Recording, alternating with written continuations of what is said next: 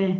And in case there is a lag, if there is any TA, they can tell, or the students can tell if there is a lag in my speech and your video. Okay, so today we'll start with the conditional statement and a case statement. So I'll share my screen.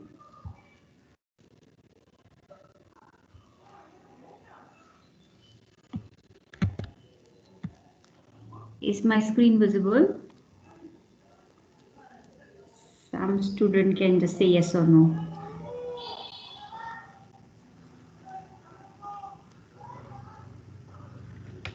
Okay, so I'm assuming my screen is visible, and so I've opened the Xilinx ISE, and then name of the project is Lab 2 Demo. Okay, and here I'll add a new source on conditional assignment. So I'll name it cond1. Okay, condition 1 is the name of my project.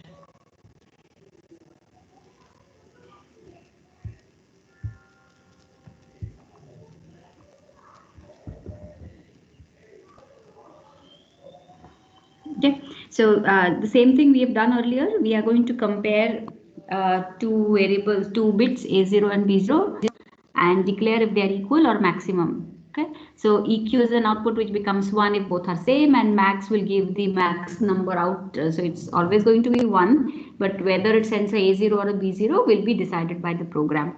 That's the logic, and we've already done that, but today we'll see how to do it using a conditional assignment. Okay, so A0, B0, EQ and max. Out of it, which input is A0 and B0, and output is AQ and max. And then our normal statement of an assign. So I'm assigning to the variable EQ. So this variable will become 1 if A0 and B0 are both 0. Okay, so I'll write tilde A0 and tilde B0. If both of these are 0, then, and this is the question mark for conditional assignment, if this is true, then whatever follows here will be done. Otherwise, you put a colon and then the else part. Okay, so this is how it works. So this is the then part, and then the else part. So after question mark, you have the then part. Both of them are 0, and it says that they are both are equal, so I have to output a 1. So we'll say 1 bit binary with a value of 1. So if both are 0, I'm assigning a 1. Otherwise, this is a set of statements. So I just don't have one statement in this case. I have several. So I'll write them for neatness at the bottom in the next line. So A0 and B0. So in this statement, one is 0 and the other is a 1. So both are not equal. So I have to assign a 0 to the output. Okay. Then the other two. The next possibility is A0 and with tilde B0. Even in this case, my output is a 0. And so we've covered all three. Only the fourth one is left. So fourth one is the last one. So that can directly follow after the colon. So I don't need any more conditions, because I know after I've done all these three, the final output should be what? Okay, so in this case, which one have we left out? We have left out A0 and B0 when both are equal to 1. So this output is going to be 1. Okay, so we have a condition, question mark, and after the question mark is the true part, colon, and what happens if the condition fails. So if the first condition fails, I have these two lines which will get executed if the first condition fails. And among these two lines, again there is a condition. If that condition satisfies, we do this. If the condition in second line fails, I'm going to do the third line, and so on. Okay, so this is how we have to write a conditional assignment statement. So that's for EQ. Now I'll do the same thing for max.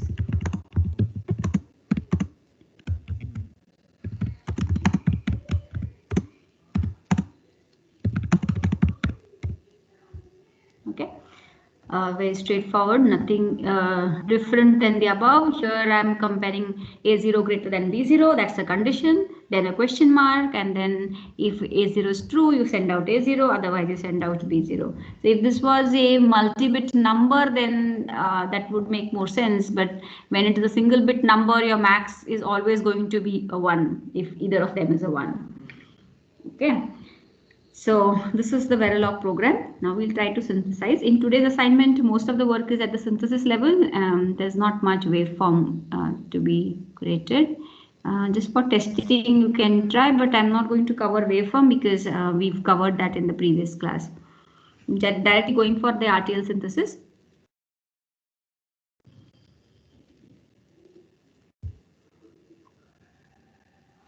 Okay, so I'm opening the module. So this is my module. Condition 1 with A0 and B0 as input, EQ and max as the outputs. And I'll double click on this and fit it into the window. And let's see what happens. Excuse me, ma'am, there is a slight lag in the video and... yeah. Okay, so I will wait now. I'll let the RTL load. Thank you so much. So is the RTL visible now? Yes, ma'am. Okay.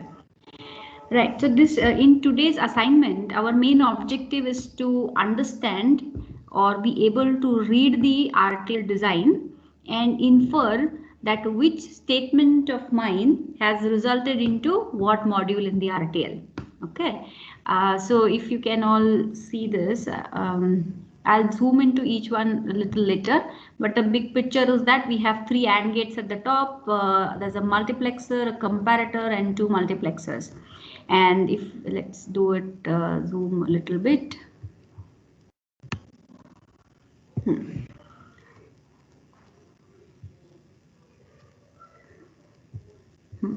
Okay, so this is my output EQ, which is it tells whether the 2 bits are equal, and it is coming from a multiplexer. This multiplexer is a 2-bit, so 2 inputs, 1 output, so 2:1 multiplexer. It has got 1 select line and SEL0 and 2 data lines, data 0 and data 1. Okay, so data 0 is one option to be sent out and data 1 is another option to be sent out. That is for the EQ module. And the select comes from one AND gate which is checking for A0 and with B0. Okay, so this is one AND gate, and if you see there are bubbles at the input of this AND which say that it is checking for A0 bar and with B0 bar. That is, whenever this output of the AND gate is 1, the inputs are equal. So in this case, if this AND gate 2 and 2B2, this gate, if it gives an output 1, then the data 0 should get the 0 or 1 should get selected. If this is 1, then data 1 should go because SEL select line will be equal to 1. Then this 1 should go. And if you see here, the data 1 of the top mux is connected to VCC. Okay. So whenever A0 bar and B0 bar turns true, you are sending the VCC out into the mux and then finally at the output. The second, whenever this is 0, whenever the select of the mux is 0, data 0 will be sent on the output. And what is data 0? How is it created? Now let us see. Now this is coming from another mux because I have 4 conditions. I'll go back to the Verilog file and you can check that for EQ we have 4 conditions. Right now in the topmost mux is kind of doing just checking for this, right? It is checking if both of them are 0, then send out a 1. Sure, that much is done. But if both of them are not 0, then it has to do something, and for this something I had these 2 lines. Okay, and for these 2 conditions the answer of this is generated using another mux, so it is like an iterative process. So for the first condition it has synthesized the mux, and for the else part I have another condition, so it synthesizes another mux for it. Okay, so coming back to the RTL.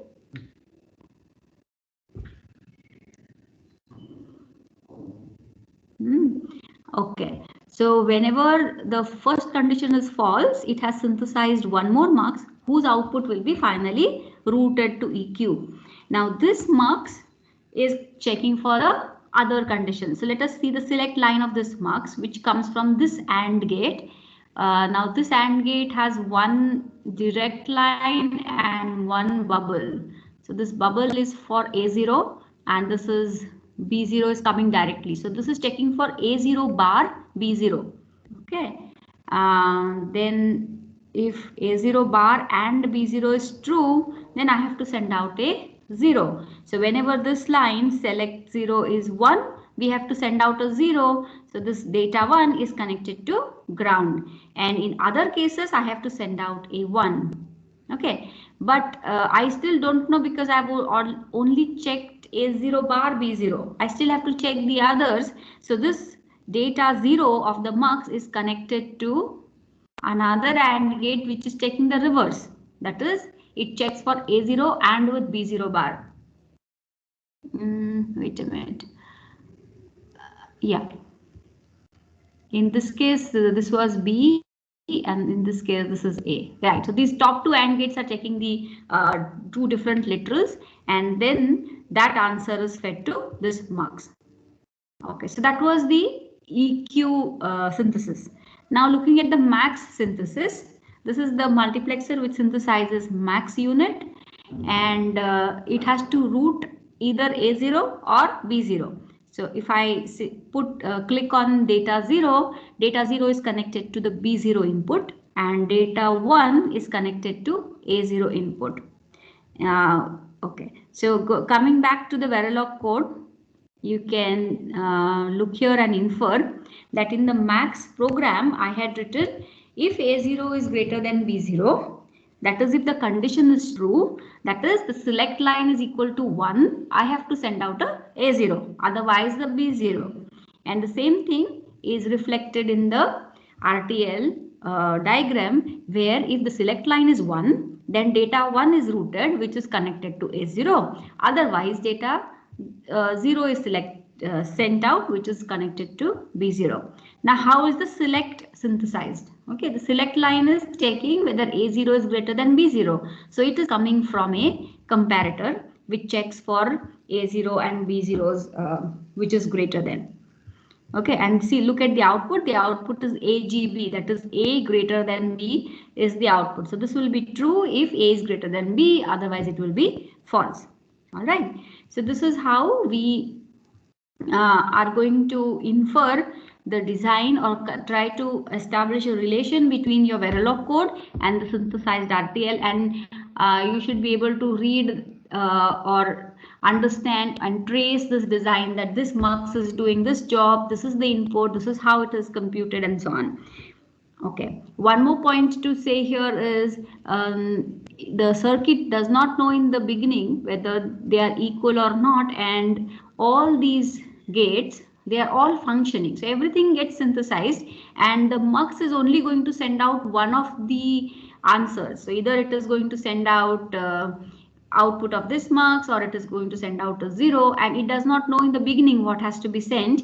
Therefore, in a combinational circuit, all the components, all the expressions which you have written in the Verilog are all synthesized. They are all live circuits. They are continuously working, producing output, and the final mux, which is there at the outside gate, it is going to pick up whom to send out. All right, but everybody inside has to be ready with their outputs. Okay, so that was how do we write a conditional statement and try to interpret the RTL. We will do a similar example using a case statement. So I'll create a new file and then write a case statement based program.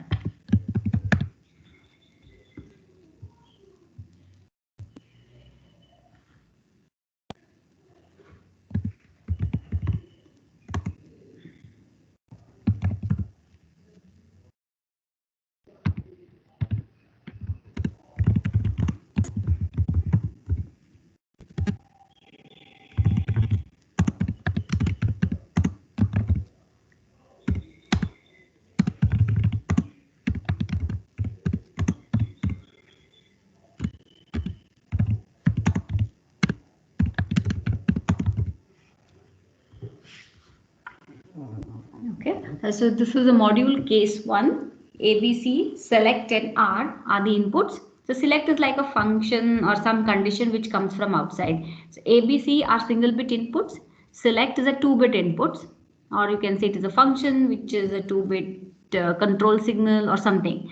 And R is the output, which is also a 2-bit output, because actually I'm going to do addition here. So the answer will be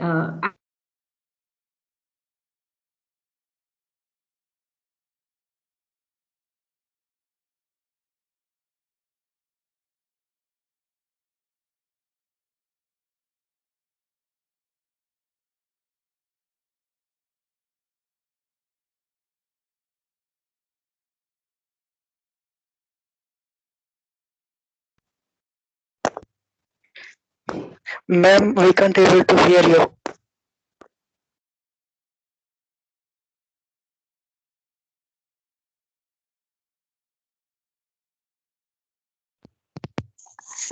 Yeah. So a case statement is a is going to be a procedural assignment, and we are not going to use the keyword assign in that case. All right, we are going to write it as a equal r equal to something and like that, and that would be fitted inside an always block. Okay, therefore the variable r, which is the output variable, has to be declared as a register.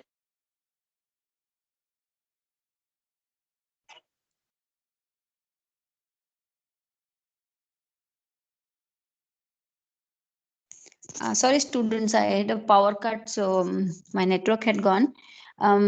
So I was discussing the case 1 module, and my screen might not be visible right now, but I'll just do the description by the time the network resumes. Okay, so the case 1 has got 3 inputs ABC, which are single bit inputs. Select is a 2-bit input, and R is a 2-bit output. And the variable R, I'm going to assign using procedural assignments and not the ones which we have been doing till now. So I'm not going to use a ASSIJ and assign statement. I'm going to write R equal to something directly as a C type of statement. So these all statements will be embedded inside a case statement and inside an always block. And whenever we do procedural assignments, the variable has to be declared as a register and not a wire. So our variable will be declared as a 2-bit register. Okay. So let me see if I'm back on the network.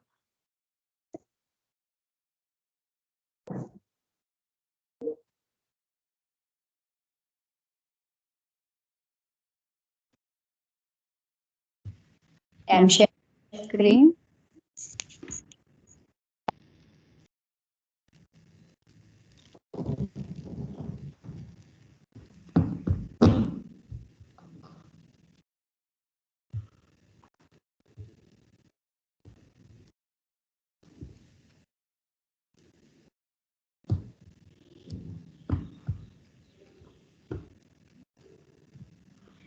Okay, can you see the Xilinx window?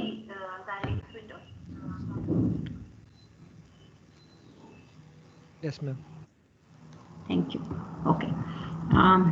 So that's what I was explaining. Now I'll write the case statement.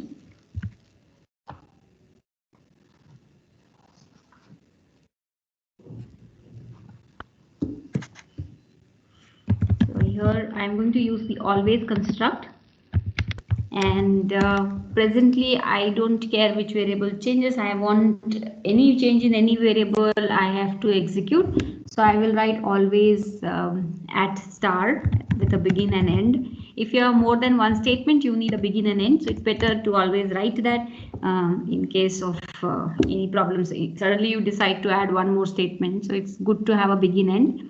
And inside this I have the case statement, case, and it needs the conditional variable. So select is my conditional variable for the case, and case ends with a end case.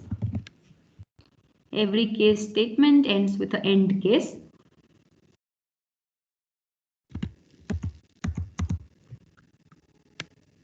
Okay. Right, so similar to a C program, this is has the same syntax. So select has to be instantiated. Select is a 2-bit variable, so I will say is if this select is equal to 0, then what happens? If the select is equal to 1 0, then what happens, and so on. Okay, so if the select is equal to 0, I have to do something, so I'll just say r equal to a plus b plus c, and if otherwise I will do r equal to a minus b. So these are the two conditions. The third one could be in the default case where I will say r is equal to 0. Okay, so these are the two options, 0 0 1 0, and other two options are denoted by default, which says r equal to 0. So I'll save the file, and this case one I want to synthesize, so I will make it as a top module.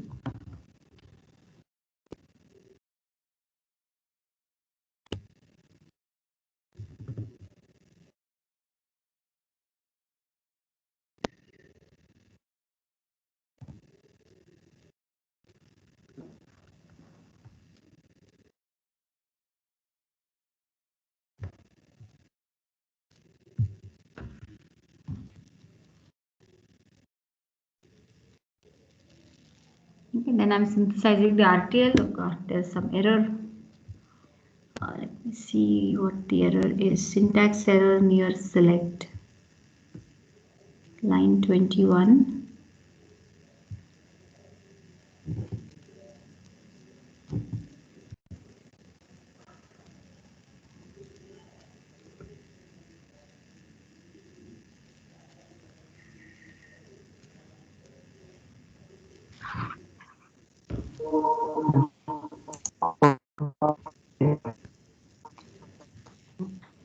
Ma'am, after C there is a comma missing, I think, in the declaration of the Oh, function. yes, thank you. Yes, yes. Thanks.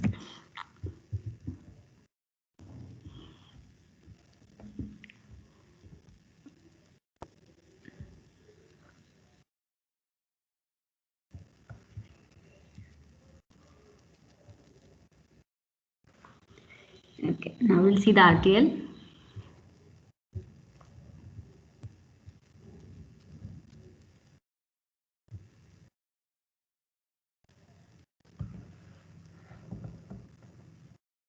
Okay, so here we have one output R. It's a 2-bit output, and then this goes from a OR. What is happening here? Okay, so either 0 0 and 0 1. So let us try to understand what is being done. Okay, let's see the bigger box, which is the central one, which is doing the add.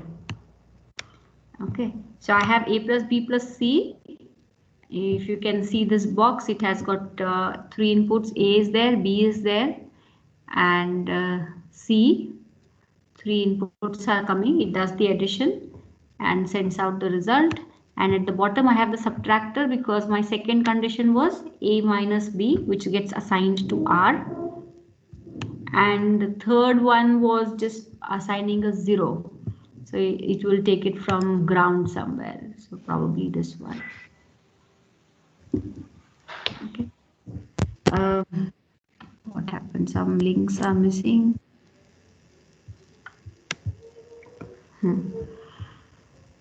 Okay, so it checks for B0. If you see the AND gate at the topmost AND gate, it has got 2 bubbles, so it is checking for the select lines bit 0 and bit 1. See this one, it takes the select 2-bit lines and then checks whether both of them are 0 or both of them are 1. Sorry, both are 0, which is the top gate, and the bottom AND gate is checking for a 1 0 condition. And so depending on these two conditions, it is going to route the output. So if the top AND gate returns a true, it has to send out the a plus b answer. Okay, so that is sent out through this AND gate. So if this is true, then the AND gate at the top, then this line, which is the addition output, is sent out. Okay, otherwise a 0 goes. So this is an OR gate, so nothing is sent out. And if look at the second AND gate at the bottom, the second AND gate checks for the second condition where select of 1 is 1 and select of 0 is 0. That is the 1-0 combination in my case statement. And here the answer is A minus B. So A minus B should be sent out if this AND gate is true. And let us check that. So this goes to the AND gate here at the top, which routes the output of the subtractor. Okay, so the subtractor's output is sent out, and then these two, the circuit is doing a OR and sending to the final answer. Okay. Right, so this is how the design is done. We have to decipher what has happened. Now I'll do one thing is I will let me go to the design summary. Here the design summary tab, and then you click on the synthesis report link. The synthesis report link is here. I'll click on this, and then you can just go through and see what it has synthesized. Right, so in the HDL synthesis, this portion can, that's the important part. Wait, I will wait for the screen to refresh.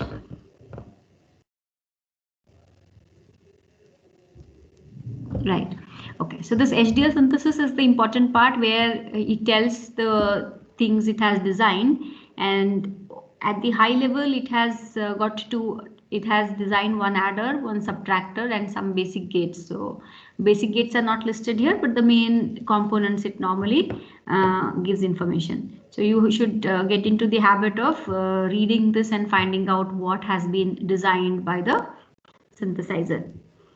Okay, now one more thing I'll try to do is we'll come back to the Verilog file and try to change the way the case statement is written and see if it causes any changes in the design. Okay, so in the Verilog file I had just put two such things. Suppose I do not put defaults, I'm just commenting out the default. As now my select has got only two options and the remaining two options are not there. Okay, so what does the synthesizer do? So let's again synthesize and see the answer.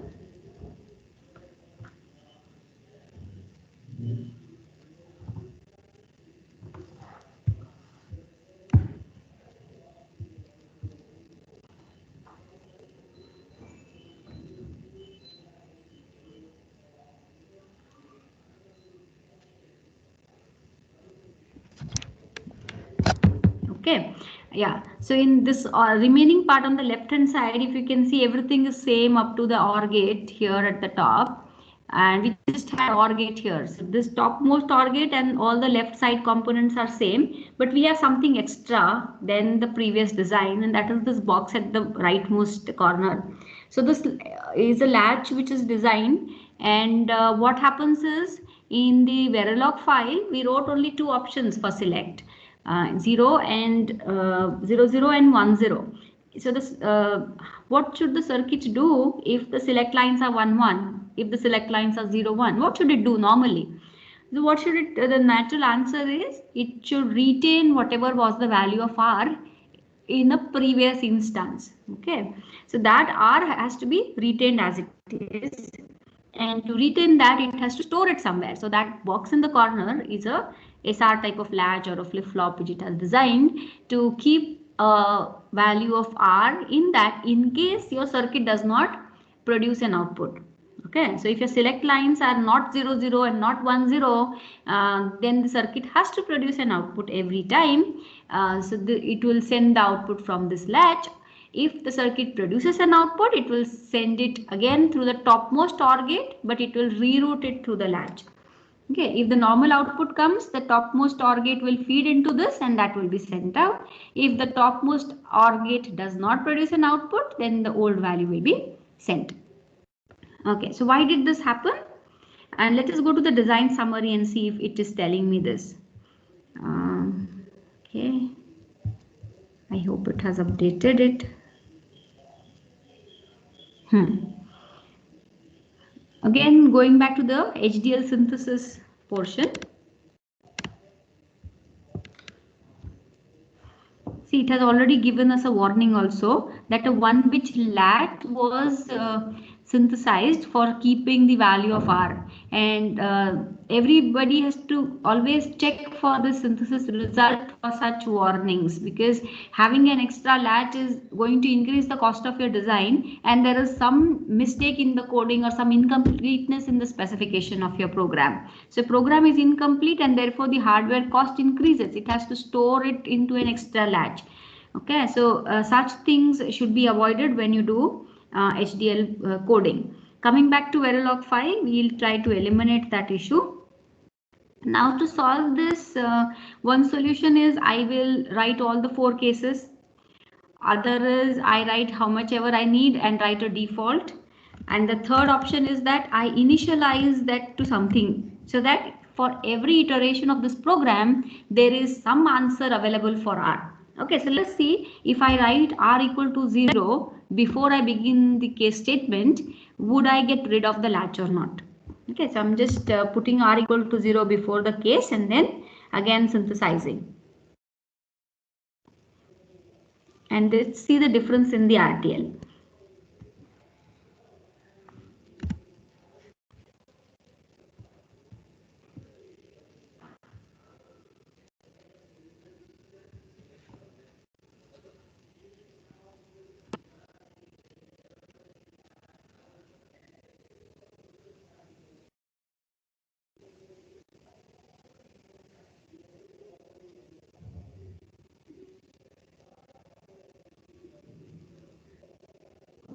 Okay, so if you can see, the latch has gone now, which is good for us. If we are back to the original design, this is the original circuit which we had, and there is no warning also in the design summary. So we can go to the design summary and check the HDL synthesis part, and again it says you have 2-bit adders and 2-bit subtractors. No warning has come, and this is a safe design. Okay.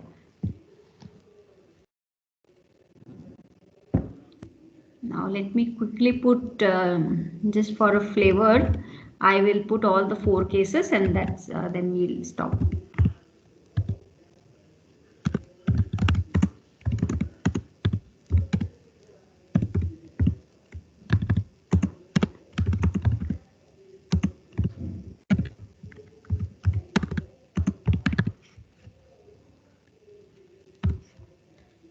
Right, so I have added all the 4 statements here. I have removed the R equal to 0 initialization, and now let's see the circuit design.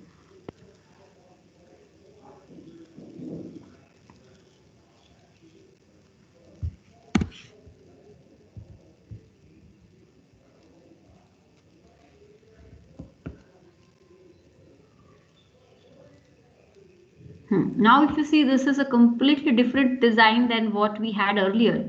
There we had 2 case statements, a default. When you had that scenario, we never had any multiplexer. We only had gates and gates or gates, and that's how it was doing the routing. Now that I have all the 4 case statements, the synthesizer understands very clearly that this can be mapped directly to a mux. If you had only 2 out of the 4 written, then it tries to optimize. Why should I use a mux if I can just manage with an OR gate and an AND gate? But right now you have given all 4 conditions, so it infers that a mux is required and it synthesizes a mux in this design. So coming back to, let's zoom into this. If you can see the output, now it has made a multi-layered mux. It could have done a bigger size mux, but the addition, subtraction, certain conditions also are coming through a mux. So you can at leisure just try to sit and read through this, how this is synthesizing that design. So there is a addition is done, but it doesn't do the subtraction. Probably it has done some optimization using mux. Okay, so one has to sit and then try to trace back all these values and infer which statement is mapped to which mux and so on. Okay, so that's the taught portion for today. This is what you have to analyze when you do the designs. So coming to today's assignment.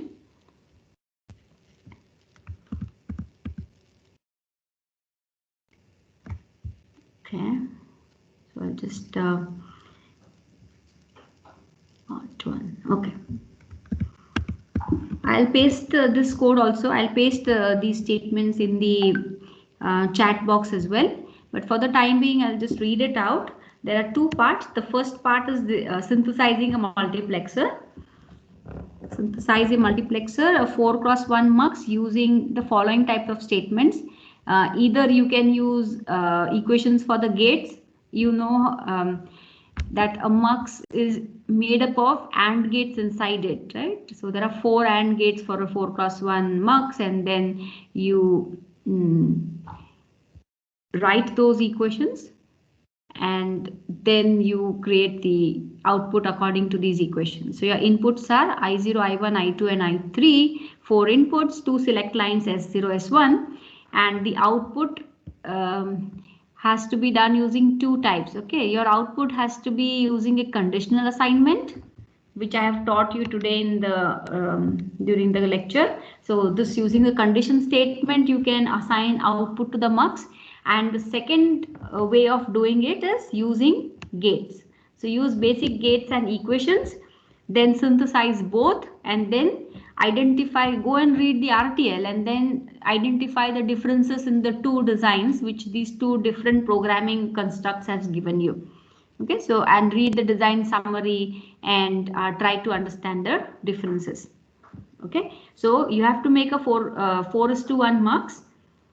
The single bit, all are 1 bit inputs, and the design has to be made in two methods. First method is using gates, second method is using conditional assignment, and then you have to point out the difference in the RTLs which are synthesized. And part 2 is using the case statement. You can use a case statement, and you have to design a 4-bit ALU. By 4-bit, I mean each input, it has got 2 inputs and 1 carry in. So input A is a 4-bit number, input B is a 4-bit number, and C in is a carry in. And what operation to be done comes on the control input. So it has a 3-bit control input. So all these are your inputs. A straightforward program, I've already shown you how to write a case statement. All the things in this line are the inputs, and your output is a 5-bit output, 4-bit sum and a carry out. And the control instructions, so depending on the 3-bit control, you can have 8 operations possible. So these 8 operations I have listed here. If the control is 0, 0, 0, you have to add. So you have to do A plus B plus C in, and answer should go into C out and sum out. Otherwise, you have to do subtract. So subtraction is A minus B minus C in, because in subtraction, I'm going to use C in as a borrow in.